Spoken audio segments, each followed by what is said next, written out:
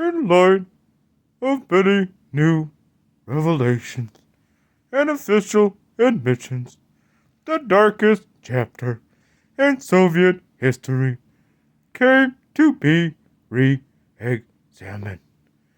There was resistance against the unhealthy preoccupation with the past, but the quest for truth proved stronger, not surprisingly, because so many families throughout this vast country had been affected and because the Great Terror so deeply influenced the subsequent course of Soviet history. The main stages of the Great Terror will be briefly recapitulated before we turn to the new light that has been shed on the tragic and seemingly inexplicable events of the late 1930s. Neither the arrests nor the show trials of the 1930s were altogether unprecedented.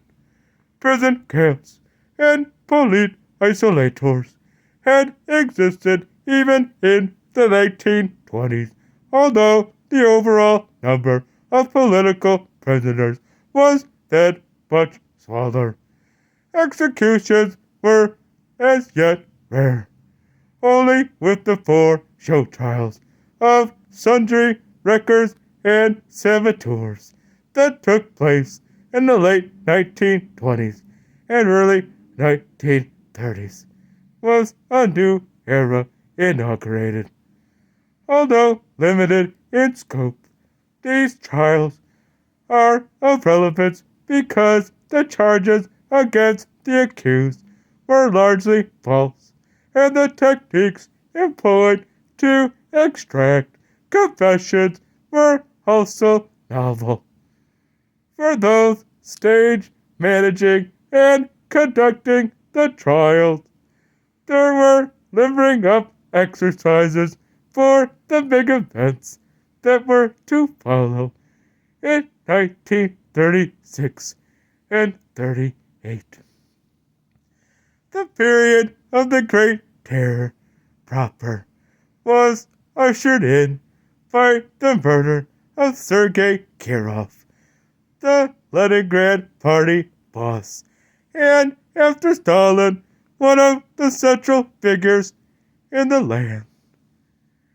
Although many circumstances point to Stalin's involvement in Kirov's assassination, no irrefutable evidence has ever been discovered so far, and perhaps never will. Following the Kirov murder, there were mass arrests among members of the former Zinichov-Karmenov opposition. This group was brought to a secret trial in January 1935 and was sentenced to 5 to 10 years in prison. But there were also arrests among the Leningrad NKVD and fairly large numbers of other people from all ranks of society. The usual suspects were rounded up.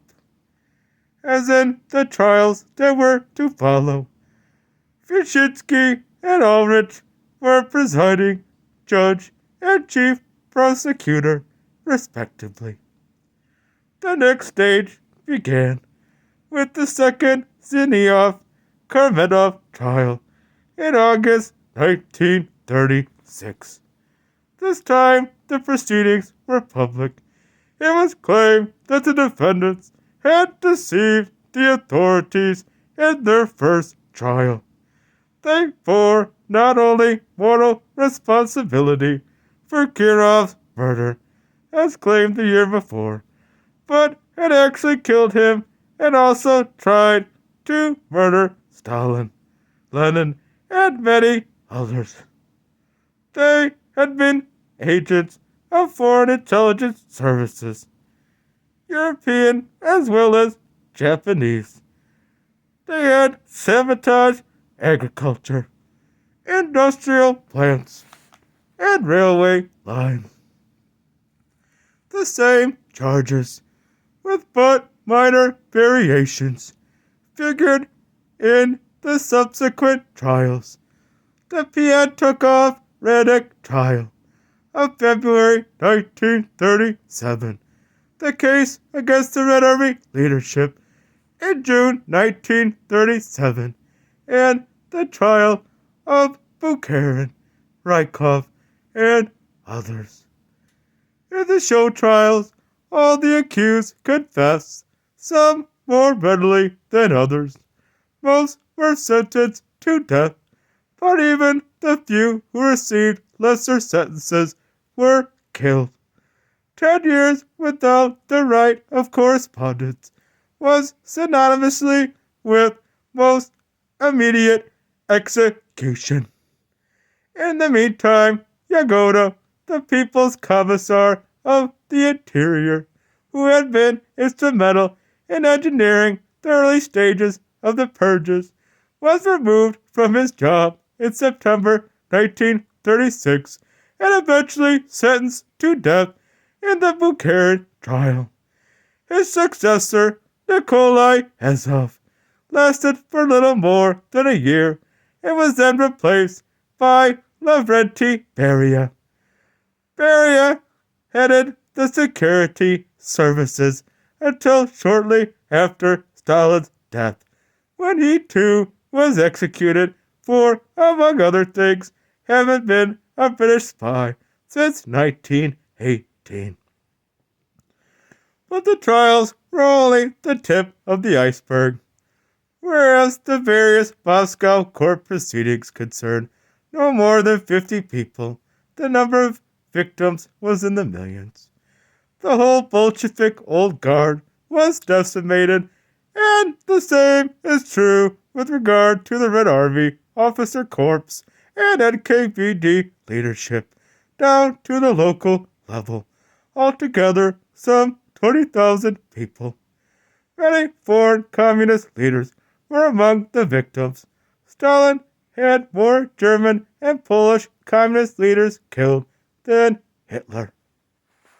The arrests and executions affected people in Moscow and Leningrad as much as the outlying districts. It affected peasants and workers as well as managers, writers, and scientists. Frequently, the families of the enemies of the people were also arrested and executed. It would be easier to count the categories of people who were seldom repressed, to use post-Stalinist jargon. There are few movie directors and actors among those liquidated, few painters, composers, and musicians. As in the Third Reich, entertainers enjoyed, by and large, an immunity of sorts. Oh.